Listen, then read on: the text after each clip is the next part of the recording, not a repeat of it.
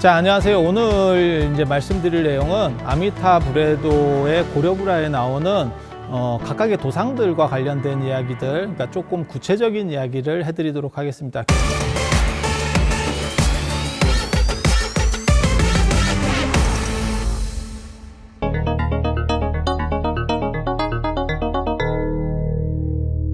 기존까지 말씀드렸던 것들이 어떠한 극락세계하고 아미타 부처님과 관련된 총론격이었다면 지금부터는 이제 강론에 해당한다고 보시면 되겠습니다.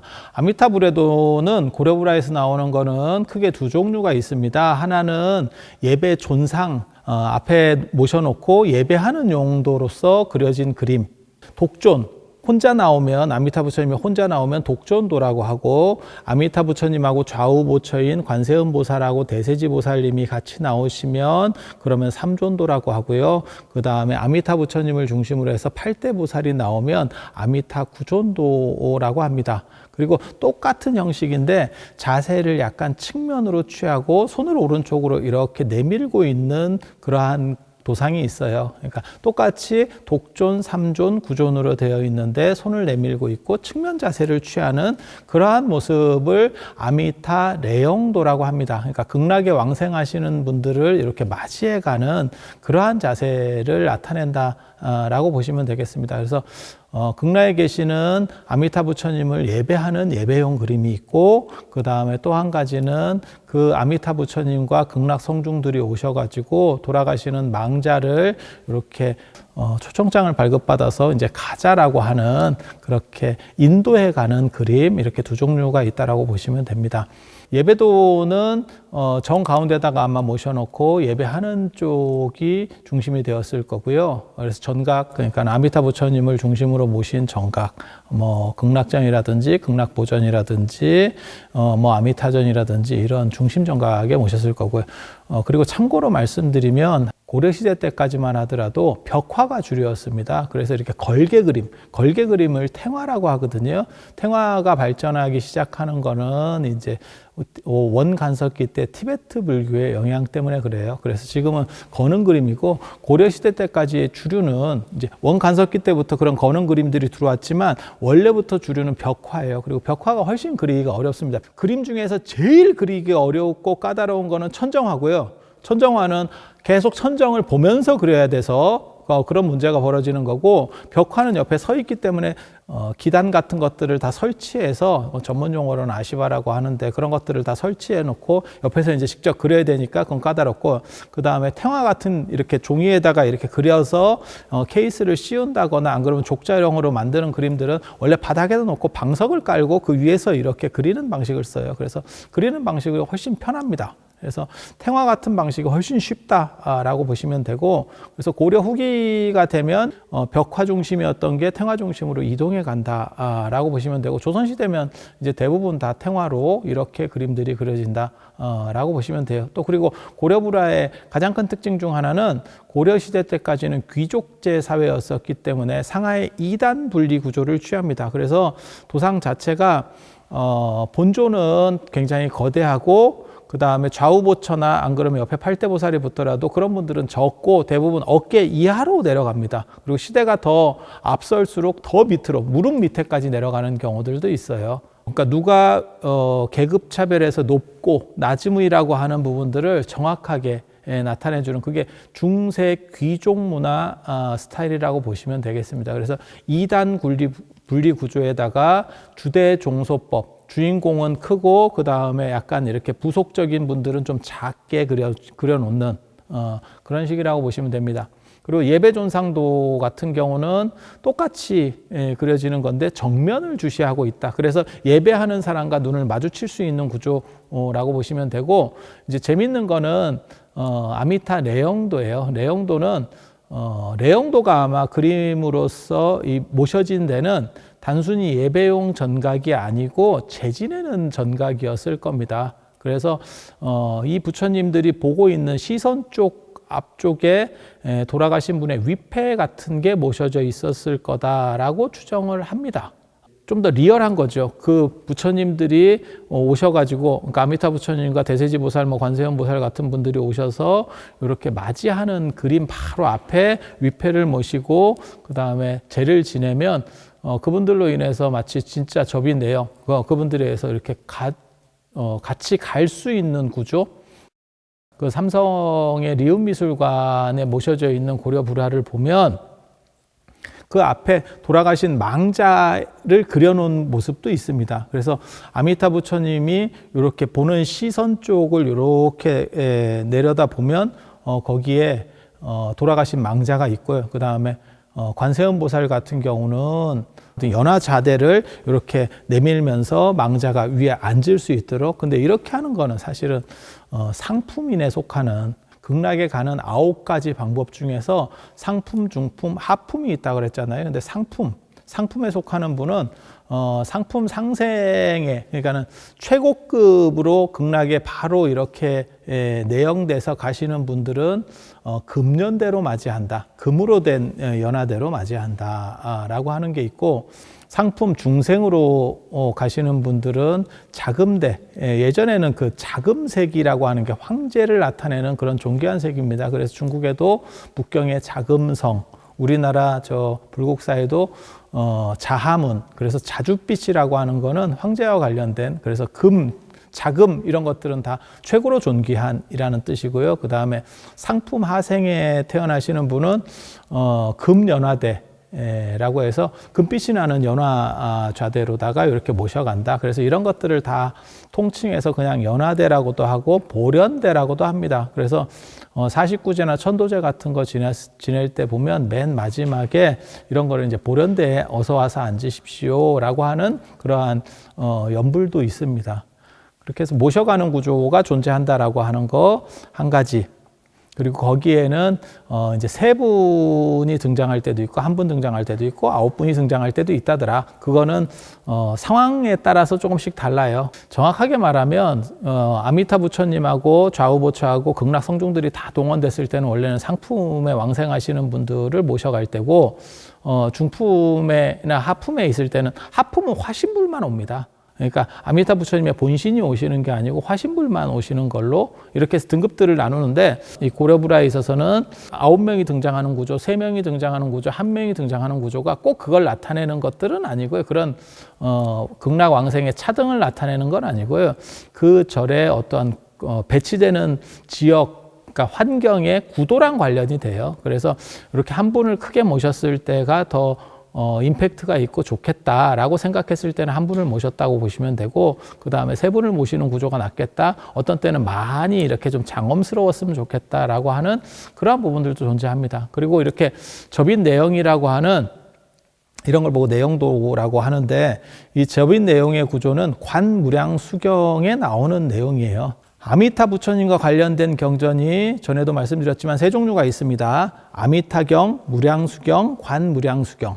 이렇게 3종류가 있는데, 이 관무량수경은 관찰하는 거예요. 극락세계를 관찰하고, 그 다음에 아미타 부처님이 어떻게 생겼다, 관세음 보살님이 어떻게 생겼다, 대세지 보살님이 어떻게 생겼다, 이러한 세계들을 관찰하도록 되어 있기 때문에 실제로는 묘사가 아주 치밀하게 되어 있어요. 그래서 도상을 그리거나 이렇게 그림을 그리거나 뭘 극락을 표현해야 된다라고 했을 때는 관무량수경이 절대적인 영향력을 미칩니다. 그거는 서북인도에서 불상이 만들어지면서 관법이라고 하는, 그러니까 불상을 모셔놓고 관조하는, 그걸 불상관이라고도 합니다. 불상관. 그래서 불상을 모시고 그 부처님을 계속 생각하는 그런 걸 또 다른 말로는 반주삼매라고 하는데, 그러한 명상 기법들이 발전하는 거예요. 그게 극락신앙과 결부되면 극락이 어떻게 생겼다는 거를 눈을 감고 계속 생각하는.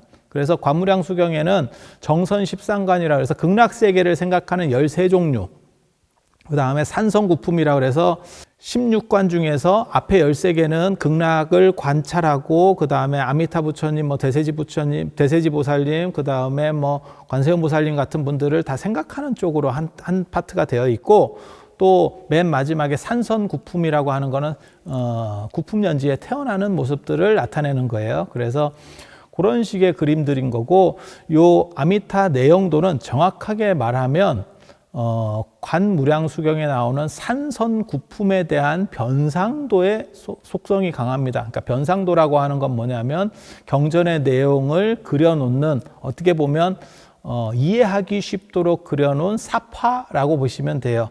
물론 경전 안에 들어가면 완전 사파 느낌이 되는 거고, 그것을 도출시켜서 이렇게 하나의 독립된 불화로도 그려놓을 수 있습니다. 그래서 그렇게 생각을 하시면 되고, 또 한 가지는 예배 존상 그림을 그렸을 때, 요거는 지금 내용도 얘기였었고, 예배 존상도를 그렸을 때는 그냥 극락을 표현해 놨다라고 생각을 하면 돼요. 근데 극락세계랑 관련된 그림에는 사천왕이나 천룡팔부, 아니면 팔부금강, 그 다음에 제석범천 같은 경우는 등장하지 않습니다.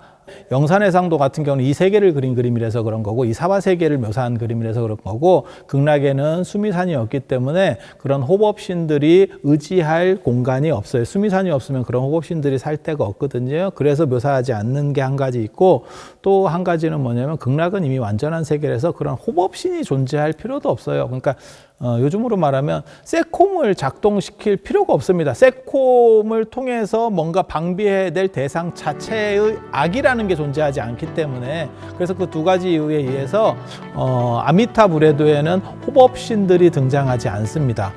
그게 아미타불에도의 가장 큰 특징, 아미타 부처님의 관련된 그림의 가장 큰 특징이라고 보시면 되겠습니다.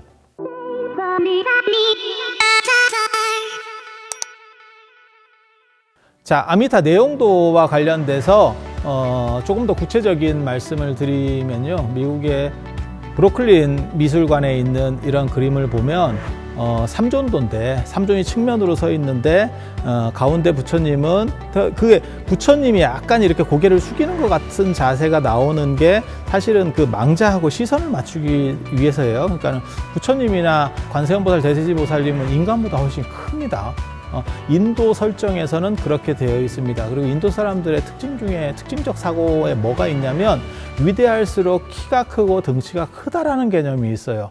그게 꼭 맞는 건지는 모르겠지만 인도 사람들은 그렇게 생각했어요. 그래서 부처님은 일장육적 한 4.8m 정도 된다라고 인도 사람들은 생각을 했고, 신들이나 뭐 이렇게 위에 상층으로 올라갈수록 더 높은 층에 고급 신들일수록 등치가 더 크다라고 하는 그런 개념들이 존재합니다. 그래서 일반 우리 범부 중생보다 부처님은 훨씬 크게 묘사가 되는 거라고 이해를 하시면 되고요. 그래서 서 있는 부처님이 극락에 내영하는, 그러니까 극락에 가서 태어나는 그런 망자를 봐야 되기 때문에 약간 굽은 자세가 나온다고 보시면 되고요.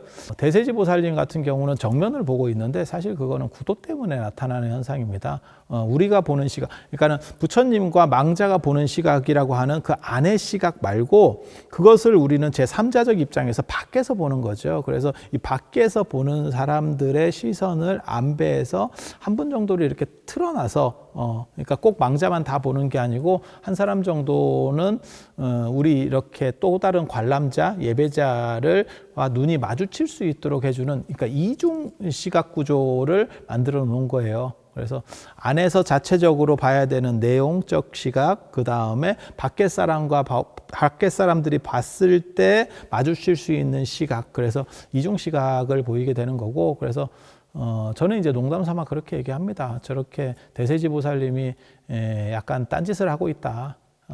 그런데 그래서 그런 거는 아니지만, 고려 말이 되면 성리학들이 이제 발전을 하면서 신진사대부들 1307년에 이제 주작아래가 들어오고, 그 전에 이제 안양이 주작을 들여오기 시작해서, 그렇게 해서 이제 신진사대부들이 발전하면서 뭐가 강조가 되기 시작하냐면 조상숭배. 우리가 지금 제사 지내고 뭐 하는 그런 식의 조상숭배들이 문화가 점점점 이렇게 떡상하기 시작합니다. 그렇다 보니까 조상숭배랑 관련해서 어떤 보살님이 이제 인기를 끌게 되냐면 지장보살님이에요. 사후구제랑 관련된 지장보살님. 원래 지장보살님하고 아미타 부처님의 극락세계는 사실은 논리적 층위가 다릅니다. 지장보살님은 사람이 죽었을 때 어떻게 보면 심판이라고 하는 부분을 이렇게 유도리 있게 빼주는 보살님이고, 극락이라고 하는 건 그 결과로서 가는 제일 좋은 세계를 나타내는 거예요. 그래서 논리적 층위는 다른데 나중에는 그게 연결이 되고 성리학의 발전으로 인해서 그런 수요들이 점점 지장보살에 대한 수요들이 커집니다. 그게 이제 조선시대 때 지장보살과 관련된 정각이 사찰 안에 두 군데씩 막 들어서는, 그러니까 명부전, 뭐 지장전, 시왕전 뭐 이런 식으로 해서 들어서게 되는 이유 중에 하나이기도 하고요. 그렇다 보니까 지장보살이 이렇게 주가가 높이 올라가기 시작하니까 아미타 삼존에서 원래는 아미타 부처님, 그 다음에 좌보처로서 관세음보살, 대세지보살이 들어와야 되는데 대세지보살을 대체하면서 지장보살이 들어오는 그런 구조들이 만들어집니다. 일반적인 아미타 삼존이 아니고, 아미타 삼존을 다른 말로는 중국에서 뭐라고 부르냐면 서방 삼존이라고 해요.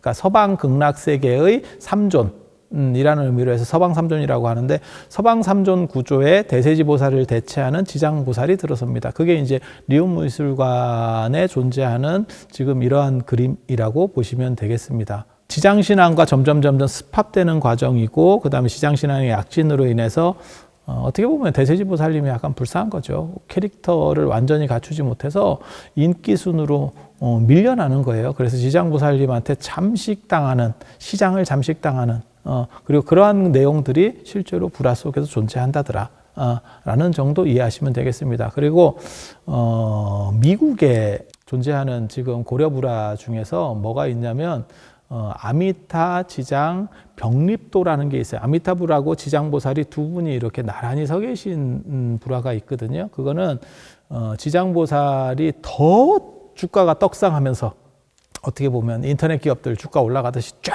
올라가면서 아미타 부처님과 대등 관계까지 올라가는, 그래서 원래 불하고 보살은 부처님하고 보살은 대등 관계의 크기를 가질 수가 없어요. 고려불화에서는 위계 차이가 크기 때문에. 그런데 아미타, 지장, 병립도 같은 데서는 대등 관계로서 그렇게 존재하고 있다라고 보시면 되겠습니다.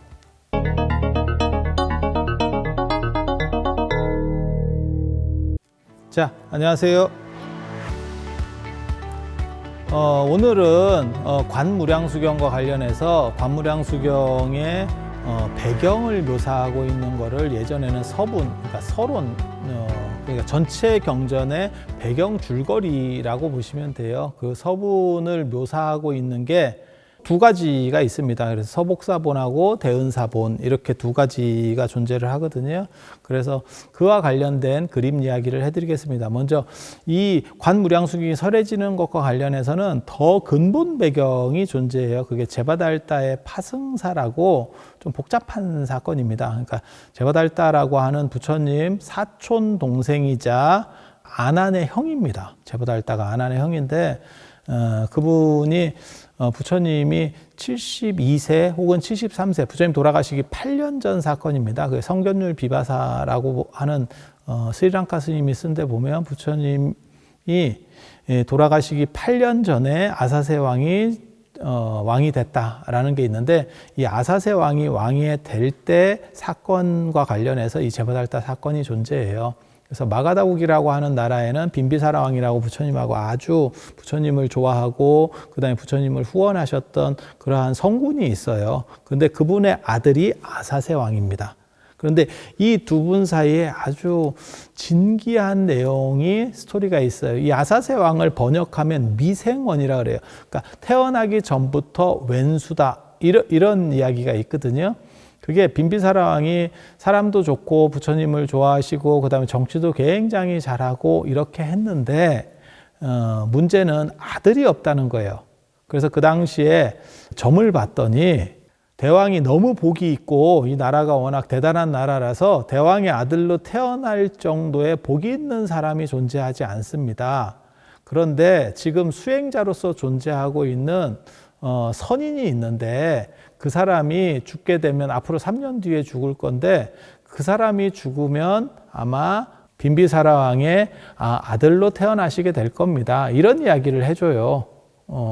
문제는 빈비사라 왕이 그 3년을 기다리지 못하고 아들을 갖고 싶은 욕심 때문에 그 사람을 자객을 보내서 죽입니다. 이게 관무량수경 소 같은 데 나오는 이야기거든요. 많이 나오는 이야기입니다.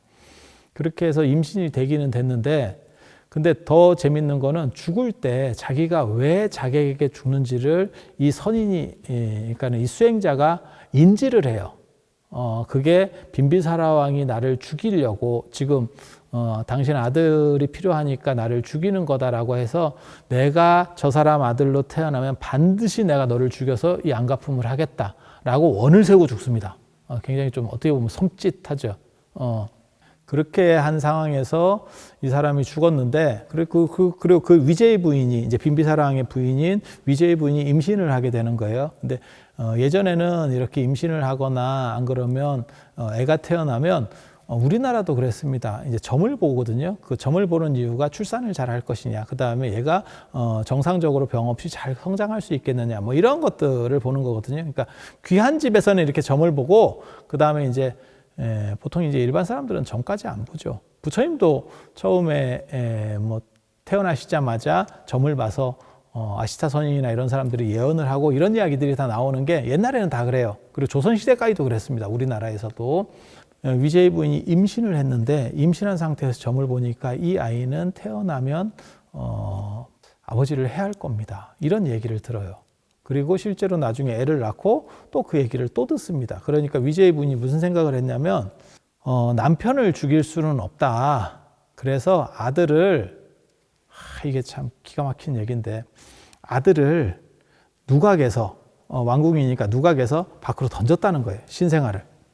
그랬는데 걔가 죽는 게 아니고 떨어져서 이제 죽으라고 던졌는데 죽는 게 아니고 손가락이 부러졌대. 그래서 아사세 왕의 또 다른 별명 중에 하나가 절제예요. 손가락이 부러져 있다. 그러니까 부러진 손가락이 나중에 요즘 같으면 부러졌더라도 다시 붙이면 되는데, 예전에는 그 붙이는 기술이 없어서 약간 이렇게 이상하게 붙었는가 봐요. 애가 막 자지러지게 울더래요. 자지러지게 우는 소리를 빈비사라 왕이 듣고, 내가 나중에 얘한테 죽을지언정 쟤가 저렇게 우는 거나 죽는 거를 볼 수가 없다. 그렇게 해서 걷어서 자식으로 키웠대요. 아사세가 이제 장성하게 되는데 이제 빈비사라 왕은 늙어가는 거고, 그때 부처님이 이제 72세, 73세쯤 되셨을 무렵에 제바달다라고 하는 야심가가 부처님 제자입니다. 이 야심가가 부처님이 연세가 많으시니까 교단을 당신에게 좀 물려줬으면 좋겠다, 이런 생각을 가졌대요. 근데 부처님은 사실 그런 뜻도 없었고, 교단은 승계 대상이 아니다. 모든 수행자는 자신을 바로 잡아서 수행하면 되는 거지. 그게 나중에 이제 자등명, 법등명 이야기로 나오는 거거든요. 그렇게 하는 거지. 그건 부처님 돌아가시 3개월 전 얘기예요. 근데 그때도 교단 승계 얘기를 안 하니 물었을 때 부처님께서 대답하신 거기 때문에 이 얘기를 해드리는 겁니다. 교단이라고 하는 것은 물려주는 대상이 아니다라고 생각을 하셨어요. 그리고 그런 부처님의 뜻을 정확하게 이해하는 제자가 사리불과 아난 같은 분이었고, 제바달다는 누군가에게 물려주는 거 아니냐, 마치 로마 카톨릭의 교황제처럼 누군가에게 이렇게 물려주는 것이 아니냐라는 생각을 했었다는 거예요. 그래서 나는 사촌 동생이고 하니까 나에게 물려주셨으면 좋겠다라고 해서 부처님께 건의를 드렸는데, 부처님이 뭐라고 말씀하시냐면 그건 내 뜻이 아니다 라고 해서 제바달다가 결국 약간 무한을 당하는 일이 벌어져요. 그것 때문에 앙심을 품고 부처님을 해치려고 합니다. 근데 혼자서는 어떻게 할 수가 없거든요. 아사세 왕자를 부추겨요. 정확하게 말하면 그 당시에는 태자 제도가 없었기 때문에 그냥 왕자입니다. 그래서 아사세 왕자에게 뭐라고 얘기하냐면, 당신 아버지 빈비사라 왕은 덕이 있고, 그 다음에 저 연세인데도, 그게 굉장히 재밌는 얘기입니다. 맛있는 음식을 좋아하고 여자를 좋아한대. 인도 사람들이 더운 지역 문화라서 성적으로 개방돼 있어서 그런 얘기를 하는 거예요. 그런 걸로 봐서 너 왕 되려고 기다려봐야, 번호표 뽑고 기다려봐야 너네 아버지 안 돌아가셔. 너는 왕을 못할 것 같아 라고 해서 바람을 넣습니다. 그랬더니 그러면 안 되는데, 이렇게 할 때 제바달다가 또 뭐라고 부추기냐면, 너 손가락 그거 부러졌지? 여기 장애 있지? 왜 그게 장애가 있는지 알아? 이러면서 아사세한테 그 전생 이야기를 해줬다는 거예요. 그러니까 부추기는 거죠. 그러면서 뭐라고 얘기하냐면, 너는 너네 아버지를 제거하고 새로운 왕이 되고 신왕이 되고, 너가 나를 도와주면 나는 부처님을 제거하고 신불, 새로운 붓다가 되겠다. 그렇게 해서 둘이서 밀약을 했대요. 밀약을. 그렇게 해서 맨 처음에 먼저 성공하는 거는 아사세입니다. 아사세가 빈비사라왕이 외출했을 때 정변을 일으켜서, 그러니까는 뭐 이방원식의 이런 친위 쿠데타 같은 걸 일으키는 거예요. 왕자의 난 같은 걸 일으켜서 결국 아버지를 잡고 아버지를 칠중으로 된 감옥에 유폐시켰다는 그런 내용입니다. 거기서부터 이제 그려지는 게 지금 나오는 요 변상도들이라고 보시면 돼요. 제 앞에 지금 서복사 변상도하고 대은사 변상도 두 가지가 있거든요. 그래서 이 변상도 그림을 보면 유폐된 빈비사라왕이 그림이 중간에 나옵니다. 그렇게 해서 유폐를 시켜서 이제 죽이지는 못하고 당신 아버지니까, 아버지를 죽였다는 거는 정치적인 부담도 크고 그 다음에 개인적인 부담도 너무 크기 때문에 굶겨 죽이려고 했었어요. 사실은 굶겨 죽이려고. 그런데 어머니가, 위제이 부인이 이제 몸에다가 이제 면회를 가면서 먹을 거를 이렇게 넣어간다는 거죠. 조금씩 이제. 그래서 앞에 보초들이 있는데 왕비의 몸을 수색을 할 수가 없잖아요. 왕비의 몸을 더듬어서 수색할 수가 없잖아요. 그러니까 먹을 게 반입이 돼서 죽을 줄 알았는데 부왕이 끄떡없이 계속 살아있는 거예요. 근데 그 살아있다 보니까 그게 이제 나중에 아사세 왕 귀로 들어가게 되거든요. 근데 정변을 일으킨 입장에서는 부왕이 살아있고, 부왕이 그것도 무슨 뭐 폭군이고, 연산군처럼 이렇게 폭군으로 해서 지지가 낮은 상태에서의 지금 유폐되어 있는 상황이 아니고, 원래 성군으로서 지지가 굉장히 높은 상황에서 당신이 지금 정변을 일으켜서 지금 제낀 상황이니까 부왕이 살아있으면 자기 위치가 굉장히 위험해지죠. 그러니까 이제 노발대발하면서 어머니를 죽이겠다 라는 행동을 했대요. 그게 이제 요 서복사 변상도에 보면 그 맨 밑에 쪽에 있는 그림이에요. 맨 밑에 쪽에 있는 그림에 보면 대신이 둘이 있고 그 다음에 뭐 내시 같이 이렇게 있는 사람들이 있고, 그 다음에 맨 앞에는 문지기 둘이 있고, 이렇게 수문장, 거기서 어머니를 죽이겠다 뭐 이런 표현을 합니다. 그러니까 그 대신 둘이 누구냐면 관무량수경에 보면 누구라고 나오냐면 기바라고 하는 사람하고 월광이라고 하는 사람이 나와요. 기바는 아사세의 동생쯤으로 추정되는 무에라고 하는 왕자가 있거든요. 빈비사라왕의 아들 중에. 그 무에의 양자거나 안 그러면 서자거나 이 둘 중에 하나입니다. 그리고 기바라는 사람은 굉장히 유명한 사람이에요. 부처님에게 신심도 굉장히 있었고, 우리식으로 말하면 동아시아로 얘기하면 편작, 창공, 화타, 허준 뭐 이런 급의 아주 의술이 뛰어난 사람입니다. 이 사람과 관련해서는 뭐 이야기가 굉장히 많습니다. 서북인도의 간다라 지역에 가가지고, 요즘으로 말하면 그 간다라 지역, 그러니까 서북인도 지금 파키스탄 쪽을 얘기하는 거예요. 그런 쪽에 가서 의술을 배우고, 그걸 예전에는 부처님 당시에는 거기를 탁실라라고 했었습니다. 그래서 그 동네에 가서 의술을 배우고 거기서 최고의 의술을 가진 사람이 됐다는 거예요.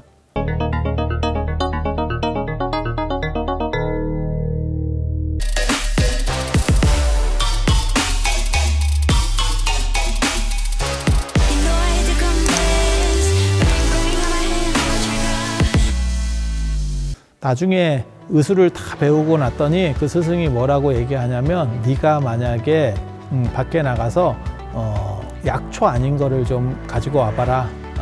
네가 그거를 찾아오면 내가 너를 졸업시켜 주겠다. 이랬더니 기바가 하루 종일 산을 다녔는데 결국 약초 아닌 풀을 못 찾았다는 거예요.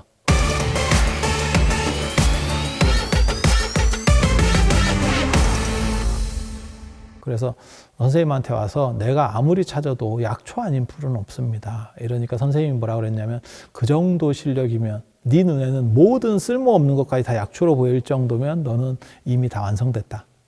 최고의 의사다.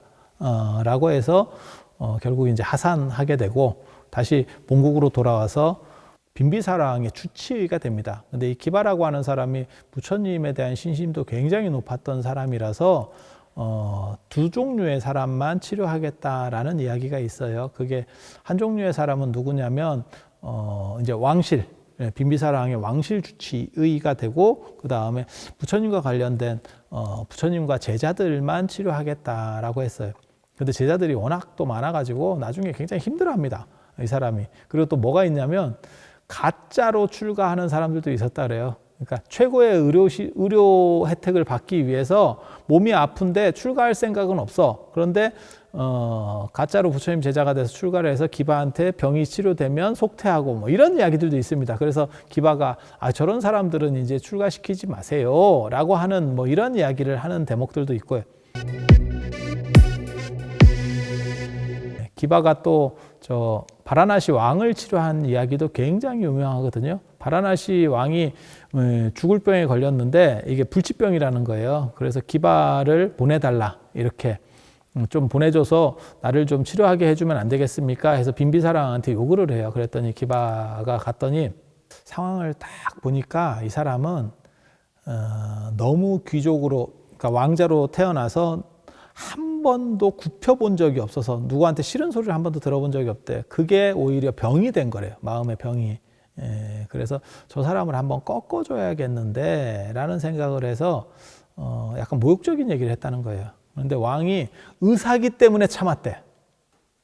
의사기 때문에 참았대. 근데 기바가 뭐라고 그 바라나시 왕한테 얘기하냐면 그 전에 내가 당신을 치료해 줄 테니까 이 나라에서 가장 빠른 말을 왕궁 밖에다 대기시켜 달라. 이렇게 했다는 거예요. 그러니까 뭐 그 정도야 해줄 수 있지. 그래서 오케이를 해줬다는 거예요.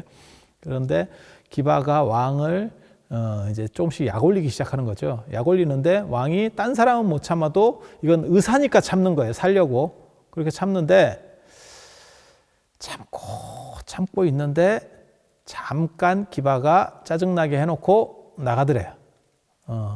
나갔는데 그냥 나간 게 아니고 사실은 말 타고 도망간 겁니다. 근데 바라나시 왕 입장에서는 참다고 생각해 보니까 기바가 없는 상황에 생각해 보니까 이게 짜증이 나서 도저히 안 되겠더래.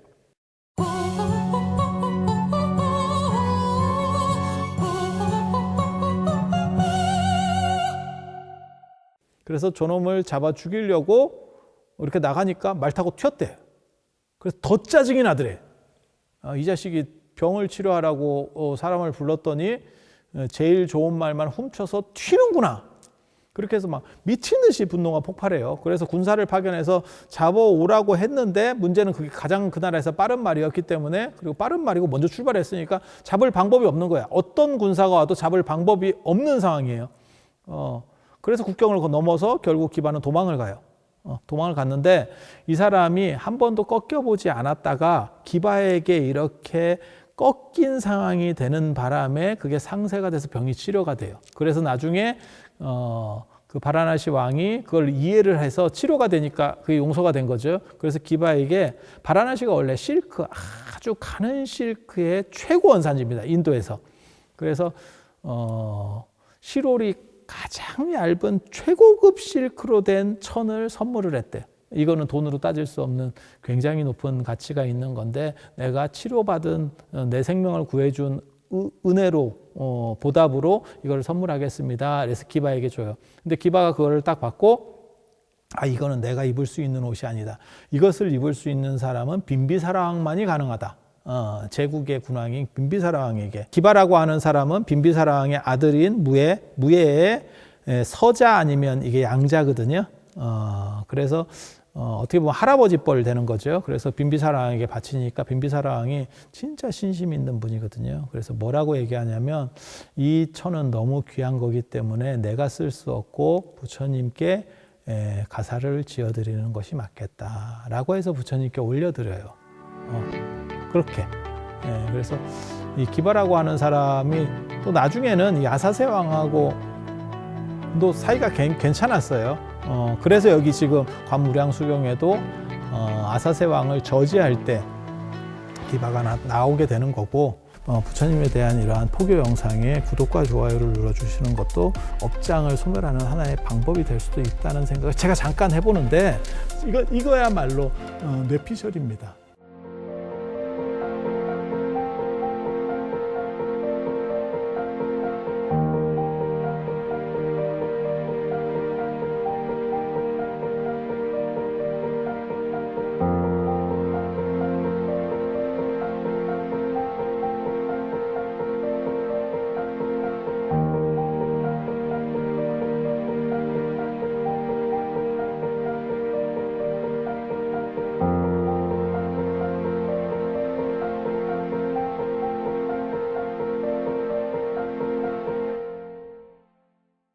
그리고 기바의 출생과 관련해서 한 가지 말씀드리면 바이샬리라고 하는데 암바팔리라고 하는 아주 유명한 기녀가 있었어요. 우리식으로 말하면 황진이 같은 여자예요.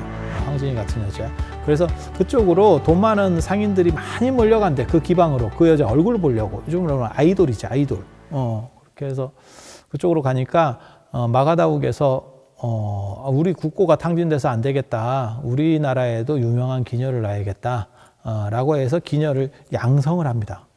그 중에서 최고급 기녀, 그 기녀가 워낙 좀 여러 사람이랑 이렇게 관계를 가지는 과정에서 임신이 됐어요. 그런데 기녀 입장에서는 임신이 되면 사실 생명이 많이 이렇게 떨어지게 되는 거죠. 그러니까 인기가 떨어지는 거죠. 뭐 아이돌도 결혼하면 뭐 인기가 꺾일 건데 임신까지 해버리면 많이 그렇게 되죠. 그래서 자기가 임신했다는 사실을 속이고 애를 낳아요.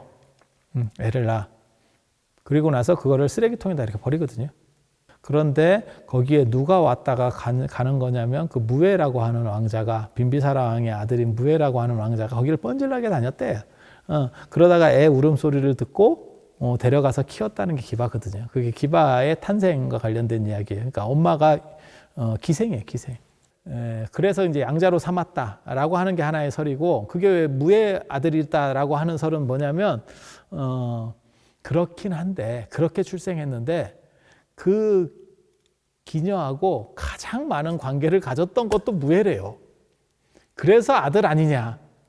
그렇게 되면 서자가 되는 거고, 근데 그게 이제 그 여자가 엄마가 기생이다 보니까 꼭 무의 아들이라고 말할 수가 없는 거예요. 그러면 양자가 되는 거고, 그래서 양자기도 하고 서자기도 하다라고 말하는 개념이 나오는 거거든요.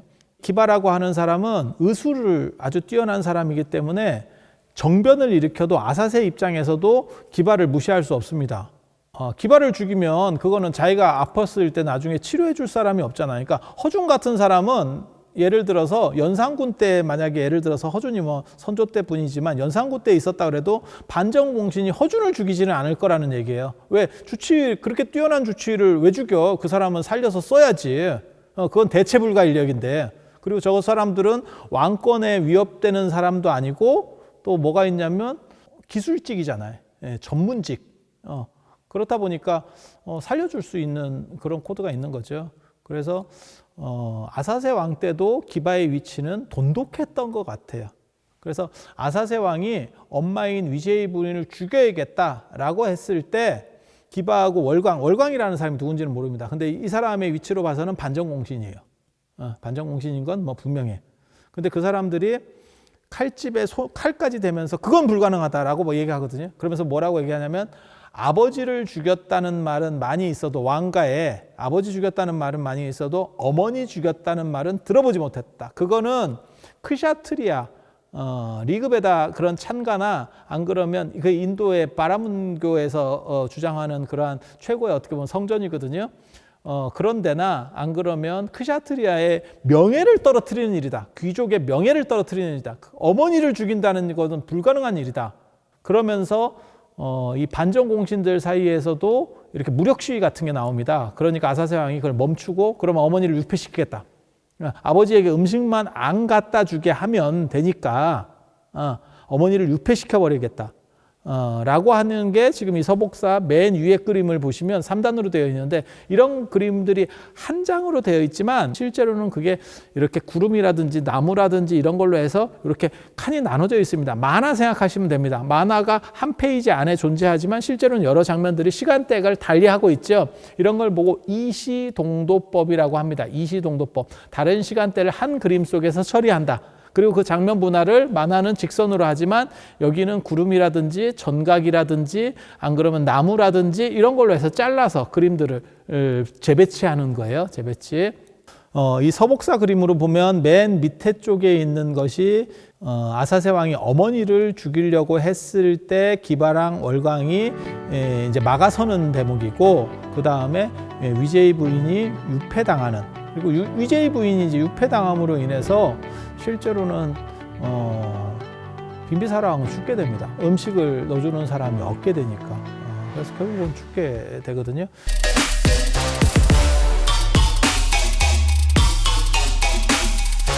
You know I had to confess,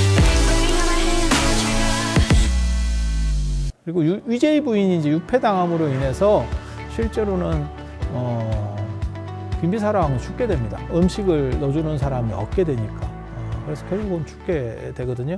그 죽어가는 과정에서 빈비사라왕이 부처님을 생각해요. 그리고 그 빈비사라왕이 갇혀 있었던 감옥에 조그만 창이 있었는데 그 창으로 영축산을 오르내리시는 부처님과 제자들이 멀리서 이렇게 깨미만하게 보였대요. 그래서 그런 걸 보고 빈비사라왕이 그래도 기쁨을 누렸대. 근데 그 얘기를 듣고 아사세 왕이 그렇게 되면 안 되겠다 싶어서 그 창문을 막고 창문을 못질을 해버리고 이제 당신이 서가지고 보니까 무릎을 꺾었다. 이런 기록도 있습니다. 그러니까 죽이지는 못하고 죽이면 죽였다는 이 정치적 부담이 너무 큰 거예요. 그다음 아버지를 죽였다는 거는 죽을 때까지 죄책감이 생길 수밖에 없는 구조죠. 그렇게 해서 이제 빈비사라 왕이 굉장히 비극적으로 되는데 그때 이제 부처님을 생각하시면서 이 어른이 무슨 이렇게 염을 가지냐면 내가 목건년 존자랑 친했는데 목건년 존자가 나에게 와서 신통으로 오셔서 나에게 개를 좀 설해 주셨으면 좋겠다. 그게 이제 팔제개라고 하는 겁니다. 그래서 목건년 존자가 여기 지금 보면 목건년 존자가 밖에 이 갇혀 있는 유폐된 공간의 바깥쪽에 있는 게 목건년 존자예요. 그분이 팔제개를 설해 줍니다. 팔제개가 고려시대 때 팔관제 뭐 이런 거 할 때 원래는 팔관일제계인데 그냥 팔관이라고도 얘기를 하거든요. 팔관제. 그게 팔제계예요. 그러니까 뭐 생각하시면 되냐면 살생하지 말라. 그러니까 5개. 살생하지 말라. 도둑질하지 말라. 그다음에 사음하지 말라. 일반 제가에는 사음이고 스님들은 이제 부름이니까 일반 제가에는 사음하지. 자기 배우자 아니면 이제 뭐 이렇게 하지 말라. 그다음에 도둑질하지 말라. 술 마시지 말라. 뭐 거짓말하지 말라. 이렇게 살도 망주 이렇게 5개에다가 또 뭘 넣냐면 높고 큰 자리에 올라가지 마라. 그러니까 화려한 그러한 것들을 하지 마라. 그런 좋은 자리를 탐하지 마라. 그러니까 좀 검소하게 하루라도 좀 살아봐라. 라고 하는 거고 또 한 가지가 뭐냐면 자기 몸에 치장하는 거. 이 인도 사람들은 장신구나 이런 거를 많이 치장을 하거든요. 지금 뭐 관세음보살님이나 이런 거 보시면 아실 거예요. 영락도 하고 뭐 이렇게 그런 화려한 장신구나 금은 장식 같은 걸 다 취하지 마라 라고 하는 게 또 한 가지. 그 다음에 또 한 가지가 뭐냐면 오전에만 먹고 오후에 먹지 마라. 이걸 불비시식이라고 합니다. 인도 사람들은 오후에 이게 더운 지역이기 때문에 오후에 땀 흘리면서 먹는 걸 굉장히 좀 천하게 봤었어요. 그리고 이거를 평생 지키느냐 그게 아니고 하루라도 그렇게 재개를 해서 내 몸과 마음가짐을 바로 하겠다. 그게 재개 문화라고 하는 거예요. 그게 이제 원래는 인도에서 초하루 보름도 사실 그런 문화에서 연유했다라고 보시면 돼요. 그리고 고려시대 때나 이런 때는 이제 팔관제 이래서 하루 동안 귀족들이나 이런 분들도 하루 동안 그렇게 검소하게 생각하면서 내 마음을 이렇게 리셋하는 거죠.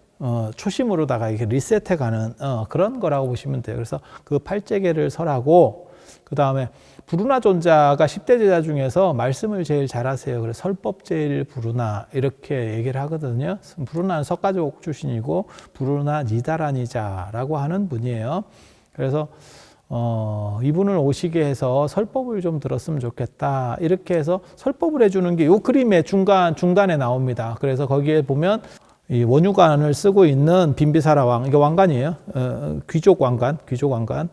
문복에 딸린 왕관이라고 보시면 돼요. 그래서 그 원유관을 쓰고 있는 빈비사라 왕과 그 다음에 설법하는 스님, 이렇게 있고, 그 다음에 그 그림 바깥쪽에는 누가 있냐면 목건년이 팔개를 설해주는 그러한 모습이 있고, 그러니까 팔개를 설하고 설법을 듣는 건데 그것도 공간이 분할되어 있다라고 보시면 돼요. 그렇게 해서 빈비사라 왕 같은 경우는 결국 팔개를 듣고 그 다음에 설법을 들어서 아나함과를 증득합니다. 이게 수다원, 사다함, 아나함, 아라한 중에서 아나함과를 증득하고 원래는 천상세계 높은 신들의 세계에 태어날 그런 공덕을 갖췄는데 이 어른이 굶어 죽다 보니까 먹을 거에 돌아가실 때 집착을 했대요. 나 뭐 먹고 싶은데 이렇게 해서 좀 먹을 거 많은데 태어났으면 좋겠어 라고 해서 어디에 태어나냐면 사천왕 중에서 북방 비사문천, 북방 다문천에 태어납니다. 참고로 말씀드리면 부처님의 어머니인 마야 부인 같은 경우는 도리천, 33천, 제석천이 있는 도리천에 태어나셨고, 그 다음에 급고독 장자, 우리가 기수급고독원 할 때 그 급고독 장자, 수다타 장자라고 하는 분은 도솔천에 태어났습니다. 제가 그런 거 이제 너 누가 어디 태어나고 뭐 이런 것도 다 알거든요. 그래서 제가 그런 얘기 농담 삼아 하는데, 현장 스님이 돌아가셔서 급고독 장자 만났다고. 왜? 현장 스님도 돌아가셔서 도솔천에 태어나거든요. 그래서 급고독 장자 후배 됐을 거라고. 아무튼 뭐 그렇다 치고 그렇게 해서 결국 빈비사라 왕은 굶어서 돌아가세요. 굶어서 돌아가세요. 그리고 위제이 부인 같은 경우는 그 상황을 유폐된 상황에서 이제 당신 남편이 죽는 거를, 그것도 아들한테 죽는 거를, 굶어 죽는 거를 이제 봐야죠. 그러니까 우발적으로 죽으면 사람이 충격이 좀 덜한데, 이렇게 그 상황들을 전부 인지하고 있으니까, 그리고 똑같은 유폐래도 빈비사라 왕 같은 경우는 아주 열악한 유폐고, 어머니인 위제이 부인 같은 경우는 그냥 대충 유폐입니다. 그러니까 여기서 못 나가게 가택연금 비슷한 상황이라고 보시면 돼요. 모든 풍족한 건 다 갖춰주고, 아버지하고 접촉만 차단시켜버리면 되니까. 그런 상황 속에서 있다 보니까 너무 가슴이 찢어지는 것 같죠. 그러니까 뭔 생각을 하시냐면, 부처님께서 목련존자하고 안한존자를 이렇게 대동해서 오셔서 나의 이러한 마음들을 좀 풀어줬으면 좋겠습니다. 이렇게 원을 냈대.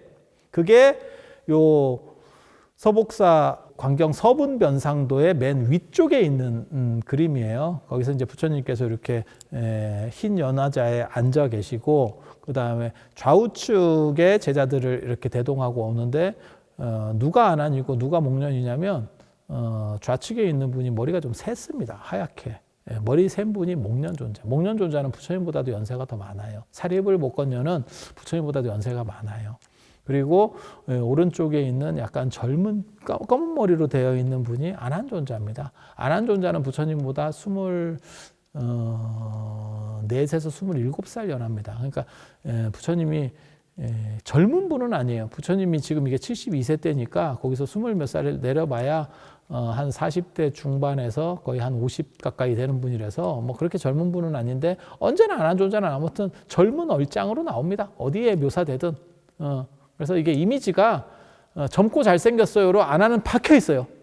마하가섭이나 이런 분들은 다 늙고 약간 그런 분이에요. 근데 실제로는 마하가섭하고 안한하고 나이 차이가 크게 안 납니다. 몇 살 차이밖에 안 날 겁니다. 그런데도 희한하게도 마하가섭은 약간 쭈구리로 이렇게 영감님으로 나오고, 영산해상도나 이런 데도 다 마찬가지입니다. 제자들 같이 표현될 때 보면 안하는 언제나 미소년, 깎은 얼짱으로 나옵니다. 그게 특징입니다. 부처님한테 위제이 부인이 그렇게 요청을 하시니까 부처님이 그러면 너가 좋은 세계, 그러니까 위제이 부인은 뭐라 하냐면 이 세계가 나 싫습니다. 이렇게 내 아들이 내 남편을 죽이는 이런 상황 자체가 너무 싫습니다. 이걸 어떻게 좀 피할 수 있는 다른 좋은 세계 없겠습니까? 이랬더니 부처님이 여러 세계를 말씀을 해줬을 때, 이렇게 보여줬대, 눈앞에서.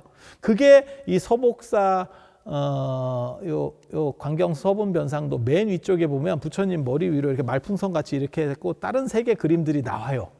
거기 신들도 나오고 거기 이제 네모나게 박스형의 수미산도 나오고 뭐 이래서 여러 가지 그림들이 나옵니다. 그 중에서 하나를 선택했는데 위제이 부인이 볼 때 제일 좋은 데가 극락이었대. 그러니까 뭐하고 똑같은 거냐면 우리가 나 외국 여행 한번 가봤으면 좋겠어 라고 했더니 여행사 사장이 와가지고 계속 이제 사진들을 보여주는 거죠. 여기는 이런 게 있고 여기는 랜드마크가 이런 게 있고 어쩌고 쫙 이렇게 하고 있는데 여기 제일 좋은 것 같아요 라고 해서 딱 가장 뽑았더니 그게 극락이었다는 거예요.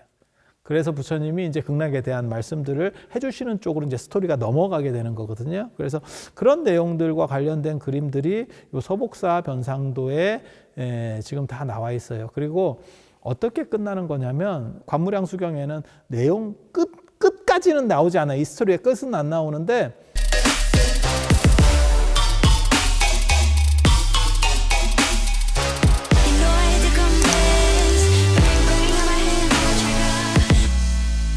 관무량수경에는 내용 끝까지는 나오지 않아요. 이 스토리의 끝은 안 나오는데 실제로 말하려고 하는 건 그런 거예요. 이 세계 속에서는 아버지와 자식 간에 저거는 원래 태어나기 전에도 원수였었고 결국 그 원수가 또 다른 원수 갚음으로 해결된 거예요. 그러니까 빈비사랑이 아들을 얻기 위해서 결국 아사세의 전신이었던 선인을 죽였고 수행자를 죽였고, 그 수행자는 죽어가면서 내가 저 사람의 아들로 태어나서 반드시 저놈을 다시 죽이겠다 라고 해서 결국 죽이게 되는 어떻게 보면 인과관계가 원수로서 맺고 맺어진 인과관계가 끊임없이 가고 있는 거죠 지금. 근데 그것들을 초월할 수 있는 또 다른 세계, 완전히 그걸 균질화시킬 수 있는 불국토. 그래서 극락세계에 가면 아사세 왕도 정당성을 가질 수 있고 빈비사라 왕도 정당성을 가질 수 있고, 그 사이에 끼어서 가장 고통받은 또 다른 인물, 이 두 사람은 자기가 뭘 하는지 알았기 때문에 어떻게 보면 고통이 덜했던 거고, 위제의 부인은 여자라는 그러한 엄마기도 하고 부인이기도 한 상대적으로 수동적인 거거든요. 저 두 분이 능동적으로 충돌하고 있다면 이분은 사실 수동적인 거예요. 그래서 극락이라는 도피처밖에는 방법이 없었다라는 것도 되고, 이러한 분들도 이 사바세계에서 얽혀있는 인연이지만 그 인연이 풀려지고 극락으로 다 갔을 때는 서로 다 모든 대상들이 에브리바디 다 행복하고 부처님의 가르침 속에서 완성될 수 있다라는 것을 나타내는 게 요 관무량수경의 내용이라고 보시면 돼요. 내용을 전체를 요약하면. 그리고 여기서는 나오지 않는데 이제 이 아사세 왕이 결국 부처님을 시해하는데도 나중에 제바달다와 관련해서 이렇게 가담을 좀 해요. 그게 이제 취상조복이라고 그 유명한 사건입니다. 제바달다가 부처님을 시해하려고 했을 때 그 코끼리를 제공해 주는 게 사실은 아사세 왕이에요. 인도는 전쟁이 났을 때 코끼리 부대를 사용하는데, 그 코끼리가 돌격하는, 어떻게 보면 탱크 같은 역할을 하는 거거든요. 돌격 부대. 그래서 상대 진영의 대오를 무너뜨리는, 뭐 기병이든 그게 보병이든 간에 그 진영의 대오를 무너뜨리는 건데, 코끼리도 겁이 많다는 거예요. 그리고 지능이 있기 때문에. 그래서 보통 술을 잔뜩 취하게 해서 정신을 못 차리게 하고, 그 다음에 꼬리 뒤에다가 섭을 달아요. 그래서 집 같은 걸 달아서 불을 붙이면 꼬리에 불이 붙었으니까 앞으로 동물은 무조건 질주하는 거거든요. 뒤쪽에서 콩지에 불 붙었는데 그렇게 해서 죽을 때까지 거기를 이렇게 뒤죽박죽을 하고 죽는데, 그게 인도의 전술이에요. 코끼리 전술. 그리고 그게 나중에 알렉산더의 동방원정을 막았던 것도 사실은 이 코끼리 부대 때문에 그렇거든요. 찬드라굽타에게는 8,000마리의 코끼리가 있었다, 뭐 이런 기록이 나와. 그 8,000마리 코끼리를 동시에 쫙 출동시키면 알렉산더의 기병도 아니면 그 보병들도 방법이 없다는 거예요. 물론 알렉산더하고 직접 붙은 건 아니에요. 셀레우코스라고 알렉산더의 부장하고 붙었습니다. 이 코끼리 전법이라고 하는 게 인도에서는 많이 쓰이던 전법이에요. 그리고 인간하고 코끼리하고 이렇게 충돌해버리면 인간이 당연히 뭐 이건 게임이 안 되죠. 밟혀 죽듯이 이렇게. 그래서 양쪽 길이 차단돼서 빠져나갈 수 없는 골목으로 부처님을 유인하는 거죠. 그때 신도들이 뭐라고 얘기하냐면, 저쪽에 술 취한 코끼리 뭐 분위기가 좀 안 좋다. 그래서 부처님이 탁발을 나오셔서 그 길로 오려고 딱 들어가려고 하니까, 부처님이 지금 이 상황이 뭔가 찜찜합니다. 음모가 벌어지는 것 같습니다. 부처님이 이 길로 안 가셨으면 좋겠습니다. 이렇게 정보를 줍니다. 우리 같은 사람이 그런 정보를 받았으면 그러면 다른 길로 이렇게 했겠지만, 부처님이 그게 어떤 분이신데, 그러니까 부처님께서 뭐라고 말씀하시냐면, 이 세상에 무력으로 열애를 해칠 수 있는 것은 없다. 이러면서 가세요. 제자들 이끌고 이렇게 쭉 가시거든요. 마치 항공모함 가듯이 가운데 부처님이 가시고 이제 제자들이 이렇게 위호해가지고 이렇게 돌려서 이렇게 쭉 가시고 계시고, 그때 저쪽에서 그 술 취한 코끼리를 출발시킵니다. 출발시키니까 굉장히 재밌는 일이 벌어져요. 앞에 제자들이 있었는데 그 제자들은 아라한들이었거든요. 그래서 코끼리가 뛰어오니까 자기도 모르게 신통으로 하공으로 떠서 날랐대. 그래서 부처님만 중간에 뻥 찌는 사건이 벌어져요. 그때 옆에 있었던 시자가 아난이었는데, 그게 아난이 기가 막힌 행동을 합니다. 아난은 그 당시에 수다원이, 부처님 돌아가실 때까지도 아난은 수다원이에요. 그래서 신통이 없어서 하늘에 떠오를 수가 없어. 다른 제자들은 다 이렇게 떠올랐는데 부처님은 일부러 안 떠오르는 거고. 그런데 아난이 참 부처님을 얼마나 존중했으면 위험하다고 생각하니까 부처님을 옆으로 밀면서 당신이 앞으로 몸으로다가 커버를 했다는 거예요.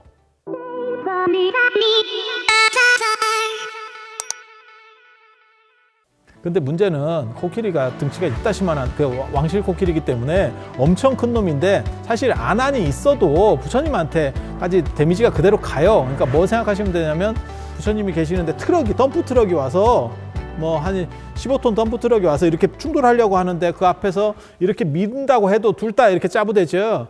그 상황에서 부처님이 안안을 다시 이렇게 손으로 제낍니다. 네가 나설 자리가 아니라는 거죠. 제끼고 그때 부처님께 손을 이렇게 딱 들으니까 코끼리가 지정신으로 돌아오면서 무릎을 꿇고 결국 그 코끼리가 거기서 죽습니다. 내가 부처님께 무슨 행동을 했나. 그래서 부처님께서 이렇게 손을 드는 수인이 생기고 이거를 시무예인이라고 합니다. 시무예인 이렇게 딱 들고. 그래서 보통 이제 시무예인 여원인 할 때도 이렇게 되는 거죠. 이 수인의 원조를 거기로 이야기하는 사람들도 있습니다. 그 코끼리 사건 때 아사세도 사실은 가담을 해요. 그러니까 직접적으로 가담하는 건 아니지만 자기가 왕이 됐고 서로 결탁을 했으니까 한 사람은 왕이 되고 한 사람은 붓다가 되자 이렇게 해서 그런데 결국 제바달단은 뭐 부처님한테 그게 상대가 안 됩니다. 그래서 결국은 다 부처님한테 실패를 하고 제바달단은 나중에 지옥으로 이제 가는 스토리는 그렇게 돼요. 그리고 아사세 왕이 이제 혼자 이제 남았는데 아버지가 돌아가시고 나니까 아버지가 계실 때는 왕이 되고 싶은 욕심 때문에 어떻게 해서든지 아버지를 이렇게 좀 어떻게 했으면, 제꼈으면이라는 생각을 했는데 막상 자기가 왕이 되고 나서 아버지가 돌아가신 상황이 되니까 내가 이게 뭔 짓을 했나? 내가 제바달다한테 낚여서 이게 패륜을 저지른 거 아닌가? 라는 이렇게 좀 비통한 생각이 들었었대요.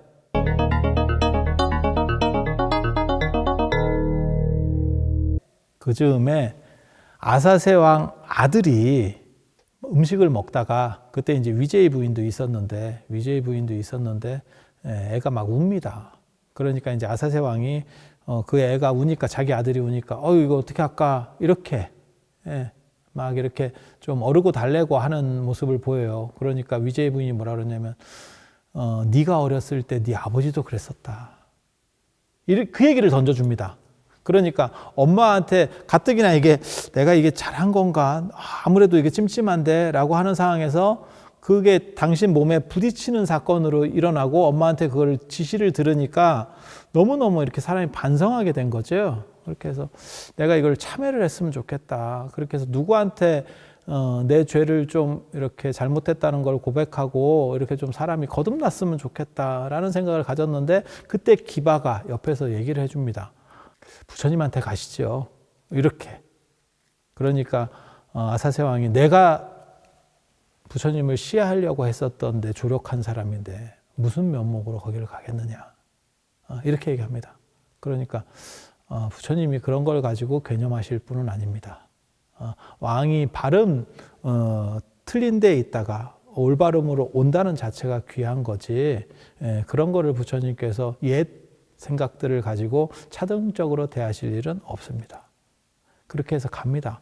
그때가 포살일이었었어요. 밤중에. 그래서 제자들도 굉장히 많았는데 기바는 원래 부처님 충실한 신도였기 때문에 그래서 부처님한테 인도에 가는데 가다 보니까 제자가 많다면 왜 이렇게 조용하냐 이렇게 물어봐요. 그게 이제 저 사람에 대한 그러니까 부처님에 대한 믿음도 없었고 제자가 그렇게 많은데 조용한 걸로 와서 뭘 매복해서 나를 해치려고 하는 게 아니냐? 라는 생각을 하는 거예요. 그랬더니 그렇지 않습니다. 부처님 제자들은 법답기 때문에 떠들고 이렇게 하지 않아서 그렇습니다. 라고 해서 결국 부처님하고 아사세 왕이 만나게 되고 아사세 왕은 자기의 잘못을 굉장히 뉘우치면서 부처님께 이제 참회하고 그 다음에 아버지를 위해서 어떻게 해주려고 하고 계속 이런 식으로 그래서 나중에 부처님이 돌아가셨을 때 1차 결집을 후원하는 게 아사세 왕이에요.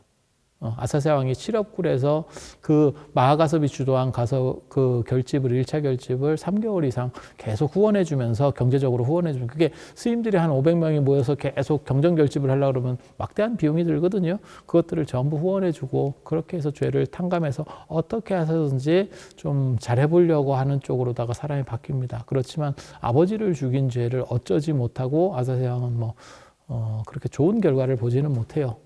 근데 그거가 끝나고 나면 새로 좋게 했던 결과들은 다시 익어서 나오게 된다라고 부처님께서 말씀하시는 그런 대목들이 있고, 지금 말씀드린 똑같은 스토리가 서복사 그림에만 있는 게 아니고 이쪽에는 제가 대은사 그림을 갖다 놨는데, 이거 둘 다 일본에 보관이 되어 있습니다. 이 대은사 그림은 사이즈가 가로로 좀 더 커요. 그래서 서복사 그림은 이렇게 층위로다가 공간 분할을 해놨다면, 대은사 그림은 좌우로다가 이렇게 올라가는 4등분 정도의 그림이 있다라고 보시면 됩니다. 그래서 그림의 오른쪽 맨 밑에를 보면 서복사 그림의 맨 밑에하고 똑같아요. 아사세 왕이 당신 어머니를 죽이려고 하자 대신인 기바하고 월광이 막아서면서 그렇게 하는 것은 이 세상에 존재하지 않는다 라고 하는 대목이 하나가 있고, 그 다음에 그 위에 그림을 보면 빈비사라 왕이 누각 밖으로 유폐된 상황에서 이렇게 창문 밖 비슷하게, 여기는 누각으로 표현해 놨는데 이건 뭐 그림상 그렇게 그려놓은 거고, 창문 밖으로 2명의 스님을 만나는 대목이 있습니다. 그 그림이 묘사가 되어 있습니다. 한 분은 황색 가사를 입으시고 한 분은 녹색 가사를 입으셨는데, 녹색 가사를 입으신 분이 부르나 존자고 황색 가사를 입으신 분이 목건년 존자입니다. 그래서 목건년이 8개를 설하고 그 다음에 부르나가 설법해주고 하는 대목을 묘사하는 거고, 황색하고 녹색을 어떻게 당신은 부르나고 목건년인지 아세요? 이 그림의 왼쪽 하단에 보면 스님이 녹색 가사를 입으신 스님이 앉아서 그 밑에 맨바닥에 앉아 있는 빈비사랑을 상대로 설법하는 게 있어요. 그러니까 부르나 존자가 설법을 해주시거든요. 그러니까 같은 녹색을 입은 게 부르나 존자라고 보시면 되고, 그 다음에 왼쪽 위에 보면 그림에 뭐가 있냐면 유폐된 위제의 부인이 슬퍼하면서 부처님을 생각하는, 그러니까 대각선으로 이렇게 위쪽에 보면 맨 위쪽 오른쪽에 맨 위에 부처님이 영축산에서 대중들을 거느리시고 이렇게 같이 제자들과 같이 그다음에 거기에 이제 신들도 섞여 있습니다. 그래서 같이 위제의 부인에게 오셔서 여러 가지 극락세계의 일들을 보여주시는 그러한 내용들이 표현이 되어 있습니다. 그리고 그 너머 부처님이 오신 방향 쪽을 이렇게 보면 거기에 기사굴산이라 그래서 영축산이 묘사가 되어 있습니다. 그런데 되게 재밌는 게 이제 동아시아 사람들 같은 경우 영축산을 직접 본 적이 없어서, 저희 같은 사람들은 이제 지금 시절이 좋아서 인도 영축산도 많이 가보고 이렇지만 이분들 때만 하더라도 그냥 상상의 산이었죠. 인도에 있다 하더라. 그리고 그 인도는 너무 멀죠. 고려시대 분들 입장에서는. 그건 뭐 가볼 수도 없고. 그러다 보니까 영축산을 아주 이렇게 뾰족뾰족한 악산으로 만들어 놨어요. 그런데 실제로 인도 영축산에 가보면 해발 한 50m 정도 되려나? 이렇게 해갖고 그냥 이렇게 덩어리산 같은 느낌입니다. 그러니까 어떻게 보면 동산 같은 느낌? 그래서 묘사 같은 경우 좀 잘못되어 있는데, 기사굴산이라고 하는 건 영축산의 인도말을 음사한 거고요. 영축산은 번역한 용어고요. 그래서 영축산에서 부처님께서 이렇게 오셔서 위제의 분을 위로해 주시는 그런 대목. 그 다음에 머리 위쪽에 여러 세계들 이렇게 기와집 같은 게 보이는데, 그게 이제 극락이라든지 다른 세계들을 보여주는 모습들을 시각적으로 다 그리는. 그리고 이 대은사 관경 서분 변상도를 보면, 그러니까 관경이라고 하는 거는 관무량수경, 서분이라고 하는 것은 배경 설명을 하는 시작 부분, 그러니까 서론 부분, 그다음 변상도는 그것과 관련된 내용들을 그림으로 그려놓은 그림, 불화라는 의미고요. 그래서 관경서분 변상도를 보면 이 스토리들의 시간대별로 중간에 나무를 넣거나 전각을 2층으로 만들거나 이런 식으로 해가지고 시점들을 다 분리시켰다라는 것들을 지금 확인해 볼 수 있습니다. 그래서 서복사하고 대은사 두 본이 현재로 남아 있고, 그것들이 실제로는 서복사본에는 4개의 그림으로 되어 있고, 한 장이지만 그 안에 4개의 시점이 되어 있고, 그 다음에 대은사본에는 이것이 5개의 시점으로 되어 있다. 이 정도를 이해하시면 내용과 더불어서 그림 이해까지 완벽하게 하실 수 있는 그런 상황이 되겠습니다.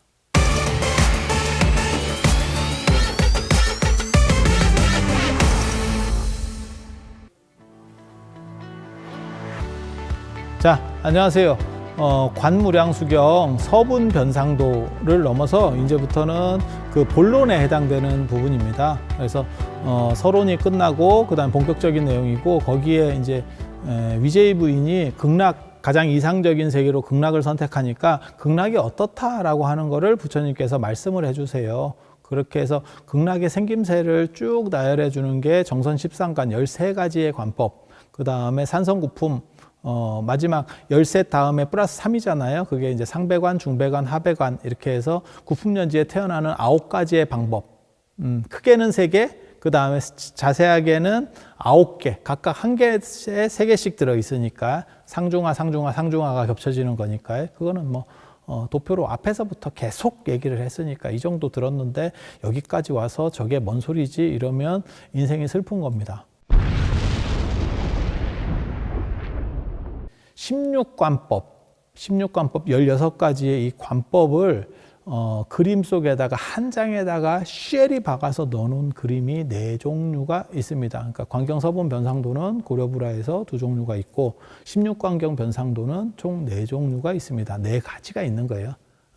그리고 전체적으로는 비슷해요. 전체 내용은 비슷한데 단지 그리는 사람들의 관점에 따라서 약간 배치들이 달라지게 되는 거죠. 그리고 그렇게 되는 이유 중에 하나는 또 뭐가 있냐면 그 유파라고 하는 그리는 사람들이 유파적인 것도 있고 그 다음에 배치 장소, 그러니까 어디에다가 그리겠다 하면 보통 요즘은 그림 이러면 그림을 갖다가 그냥 전시하는, 안 그러면 액자를 걸거나 이런 방식을 쓰지만 보통 불화나 이런 것들은 사이즈를 보고 거기에 딱 맞춰서 이 정도 사이즈로 딱 맞춰주세요 라고 하면 거기에 맞춰서 그리는 거기 때문에 각각의 캔버스 크기가 다릅니다. 그러다 보니까 조금 더 세밀하게 묘사하거나 배치를 달리하거나, 그러니까 세로로 뾰족하게 좀 긴 그림도 있고 가로로 넓은 그림도 있고 그 다음에 정사각형 비슷하게 되는 그림도 있고 그림 사이즈들이 다 천차만별이에요. 왜냐하면 전각의 사이즈들이 좀씩 다르기 때문에 그래서 그런 차이들에 의해서 작가를 불모라고 합니다. 부처님 어머니라고 해서 불모, 그 다음에 금어라고 해요. 금어. 이렇게 불모 중에서도 특별히 그림을 그리는 분 중에서 최고급을 금어라고 합니다. 금어. 그렇게 해서 그런 분들이 이걸 재조율을 해내는 거죠. 기본 구도나 이런 것들은 다 나와 있고 그걸 참작해서 이렇게 조정하는 그런 정도로 배치가 된다라고 생각하시면 돼요. 그래서 제일 이해하기 쉬운 거는 일본 서복사에 있는 16광경 변상도라고 이해하시면 됩니다. 그래서 그 그림을 보면 중간에다가 이제 13관, 16관이잖아요, 총. 그러면 16관이면 이쪽에 1관. 그래서 극락의 태양을 일몰관, 일상관 이렇게 해서 태양을 관하는 관법이에요. 극락의 태양, 뭐 이렇게 태양을 보면서 극락을 생각하는 관법. 그리고 거기에 이렇게 보면 빨간색으로 태양이 있고 그 안에 삼조고가 있습니다. 삼조고가. 그 얘기는 조금 이따가 해드리고, 그래서 이쪽에 1관, 그 다음에 2, 3, 4, 5, 6, 7, 8, 9, 10, 11, 12, 13 이렇게 13까지 이렇게 한쪽으로 쭉 내려가고 또 한쪽으로 쭉 내려가고, 그 다음에 맨 밑에 산성구품, 그러니까는 상품 상생, 상품 중생, 상품 하생, 그리고 상품관, 그 다음에 상배관, 그 다음에 그 밑에 중배관, 하배관 이렇게 배치가 되어 있는 게 서복사 16광경 변상도라고 보시면 돼요. 다른 그림들은 이렇게 정형화되어 있지 않아요. 그러니까 약간 섞여 있기도 하고, 그다음에 중간에다 넣기도 하고, 약간 이렇게 구도상의 차이를 보입니다. 근데 서복사 그림을 하나만 딱 보시면 나머지는 거기에 준해서 보면 되니까 그것이 약간 이렇게 섞여 있다라고 하는 정도만 이해하면 되니까 뭐 큰 문제들은 없습니다.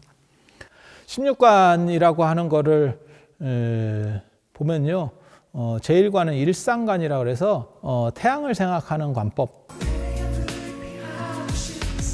그리고 그 태양 속에는 아까도 말씀드렸지만 삼족오가 있습니다. 세 발 달린 까마귀, 그거를 이제 금오라고도 하고 금색 까마귀라 그래서 금오라고 많이 알려져 있는데 실제로는 원래는 준오입니다. 준오. 그리고 인도에 존재하는 건 아니고요. 동아시아에서 산해경이라든지 회남자에 보면 태양 속에 까마귀가 들어있다라고 하는 내용이 있어요. 그게 예라고 하는 요임금 때에 하늘에 살고 있었던 신장이 있습니다. 신장, 그러니까 신이에요, 신. 근데 요임금 때 태양이 10개가 동시에 떠올랐대요. 그래서 사람들이 살 수가 없고 그냥 신화적인 이야기예요. 신화적인 이야기.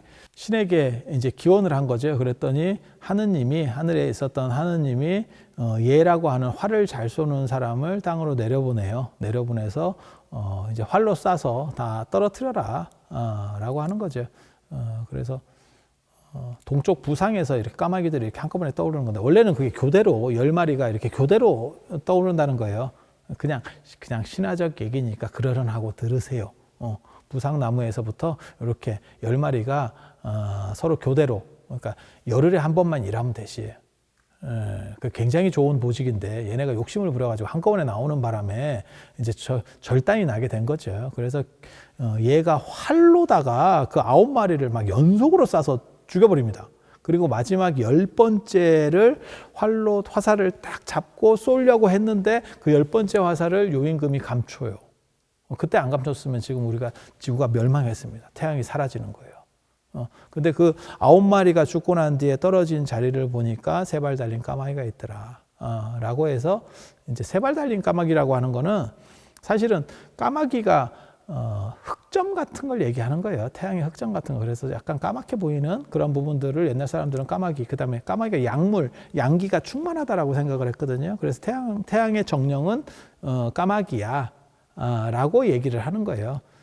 정확하게 말하면 중국 사람들 같은 경우는 3조고가 아니고 2조고였고, 이제 고구려 쪽으로 오면 3조고, 다리가 3개가 됩니다. 3개라는 게 뭔 다리인지 뭐 상상을 잘 해보세요. 이게 3이라는 게 그리고 양의 숫자기도 하고, 그렇게 있어요. 예, 그렇게 해서 3발이에요, 3발.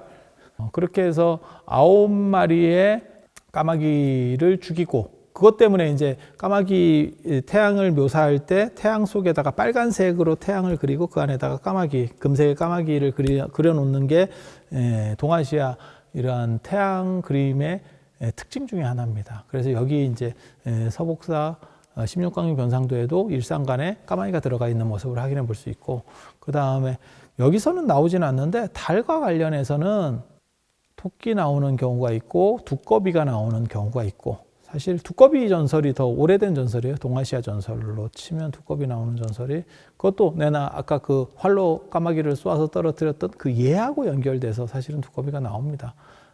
예라고 하는 사람이 까마귀를 9마리를 떨어뜨렸는데 그 까마귀가 북방 하느님의 아들이에요. 그래서 하늘로 더 이상 못 올라오게 막아버렸습니다. 이 까마귀가 이제 준호인데 얘가 얘네들을 다 죽이니까, 그러니까 하느님 입장에서는 저렇게 죽이라고까지는 한 건 아닌데 좀 진압하라 그랬더니 완전히 다 골로 보내는 거예요. 그래서 다시 하늘로 못 올라오게 차단시켰다는 거예요. 얘는 원래 신이었는데 땅으로 내려와서 살면 이게 불사를 잃어버린다네요. 그냥 신하니까 신하로 들으세요. 말은 안 되는 게 신하예요. 그런데 또 하필 내려올 때 마누라를 데리고 내려왔어요. 그 마누라가 항아입니다. 항아. 월궁 항아라고 가장 이쁜 여자를 얘기할 때 이 월궁 항아가 꼭 들어갑니다. 어떻게 보면 영웅이 미인을 얻는다라고 하는 거죠. 그래서 그 황하를 데리고 왔는데 결국 뭐 황하도 같이 죽게 된 거죠. 그래서 마누라 입장에서는 억장이 무너진대요. 그걸 해소하기 위해서 이 예라고 하는 이 신이 서쪽의 곤륜산에 가서 서왕모에게 불사약을 얻어온다는 이야기가 있어요. 그 중간에 아주 괴물들을 물리치면서 쭉 갑니다. 그래서 이게 동아시아의 헤라클레스 전설하고 거의 비슷해요. 그러니까 히랍에 헤라클레스가 있다면 동아시아에는 얘가 있다라고 보시면 돼요. 그래서 그 불사약을 구해서 실제로는 가지고 옵니다. 그렇게 해서 마시면 됐는데 그걸 안 마시고 마누라를 베고 자게 된 거죠. 마누라 허벅지를 베고 잤다 이렇게 나오거든요. 굉장히 재밌습니다. 마누라 품속에서 잠이 들었는데 애석하게도 그 불사약은 1인분밖에 없었기 때문에 마누라 입장에서는 갈등을 하게 된 거죠. 남편이 깨어났을 때 자기만 먹고 끝나는 게 아닌가? 아니면 지금 잘 때 내가 마셔서 끝내야 되는가? 라는 생각이죠. 농담 삼아 제가 그런 얘기 하는데 이게 결혼 초창기였으면 마누라가 안 먹었을 수도 있을 건데 아마 좀 된 부부 같아요. 그래서 결국 황하는 자기가 먹고 불사를 성취하고 남편 잘 때 깨면 화살을 맞아도 죽는데요. 불사약을 먹었어도 화살 맞으면 죽는데요. 설정은 그렇게 나와요. 그러니까 왜 이런 거 자꾸 따지면 안 돼. 그렇게 해서 결국 죽게 되기 때문에 달로다가 도망을 갔대. 이미 당신은 불사를 가졌고 천국은 막혔고 신들의 세계로 올라가는 하늘 세계는 막혔고 그래서 달로다가 갔다는 거예요. 그 달로 한참 가고 있는데 얘가 일어나서 보니까 그 불사약을 이미 다 먹었고 그래서 방법이 없어서 결국 이제 저주를 하는 거죠. 네가 그렇게 이쁘지만 너는 가장 이 세상에서 추한 동물로 변신해라. 그래서 황하가 달에 딱 떨어지자마자 발을 딱 디디는 순간에 두꺼비로 변신한다는. 이 월궁 황하가 그 중국에서 달 탐험선을 보냈거든요. 몇 년 전에. 그것도 황하예요.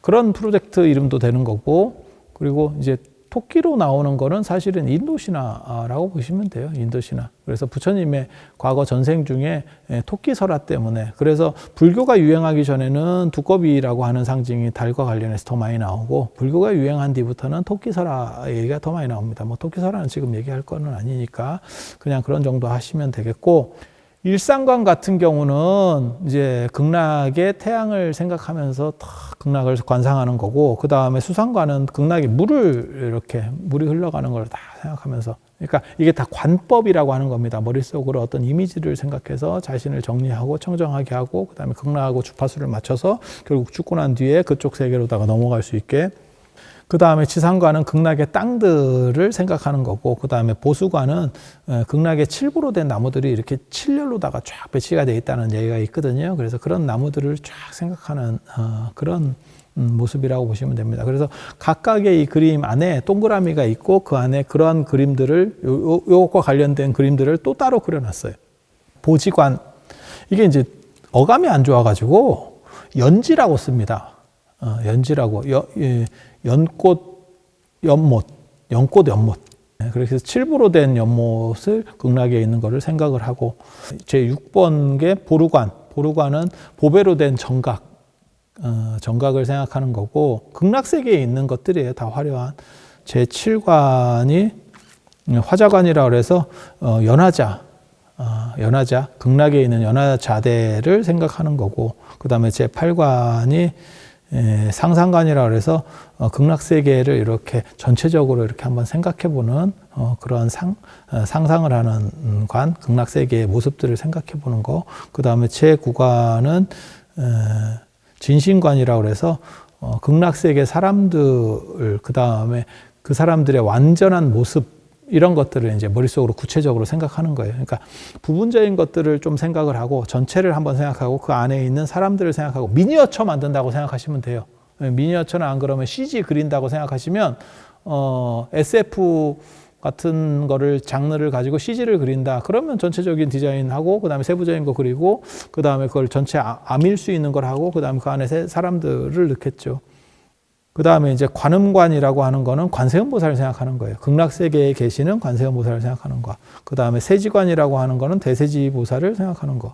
그 다음에 보관이라고 하는 거는 다시 전체적으로 한번 쭉 생각하는 거고 잡상관은 그것들이 다시 이렇게 섞어서 한번 생각하는 거고. 그러니까 보관은 통체적으로 보는 거고 숲을 보는 거고 잡상관은 나무를 보는 거고 그렇게 해서 총 13관 여기까지 정선이라고 하는 건 정신집중을 잘해서 산란하지 않도록 하는 게 정선 13관이라고 하는 거고 그 다음에 이제 산선구품 나중에 상배관, 중배관, 하배관이라고 하는 것은 극락의 구품연지에 태어나는 방식과 관련된 것들을 생각하는 거고 실제로는 생각하는 거라기보다는 이거는 내영해서 안 그러면 즉득왕생에서 극락세계 구품연지에 태어나는 모습이에요. 그리고 실제로 거기 태어나는 걸 보면 극락은 여자가 없습니다. 남자들만 이루어진 세계고 극락의 연꽃 속에 태어나는데 마치 심청이 태어나듯이 연꽃 속에 태어나는데 그것은 재생한다라고 하는 개념이에요. 그러니까 이 몸이 그대로 가는 게 아닙니다. 그리고 실제로 거기 보면은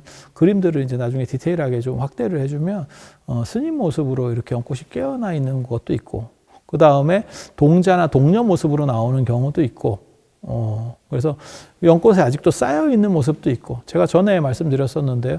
하품에 태어나게 되면 하품 중생 같은 경우는 6겁 동안 쌓여 있어야 되고, 뭐 하품 하생 같은 경우는 12겁 동안 쌓여 있어야 되고, 그 외에도 뭐 일주일 동안 쌓여 있는 구조도 있고, 21일 동안 쌓여 있는 구조도 있고, 이렇게 내용들이 있습니다. 그리고 전체적으로는 7이라는 숫자가 극락과 관련해서 굉장히 많이 나오는 거는 칠진법 문화 때문에 그렇고, 서북인도에서는 칠진법 문화를 썼기 때문에 칠보수, 칠보지, 그다음에 칠공덕수, 그다음에 뭐 칠다라수, 칠겹으로 되어 있다, 뭐 이런 것들이 계속 나오는 거고, 그리고 그거와 관련해서 77에 49, 49일이라는 완성성이 나오는 거고.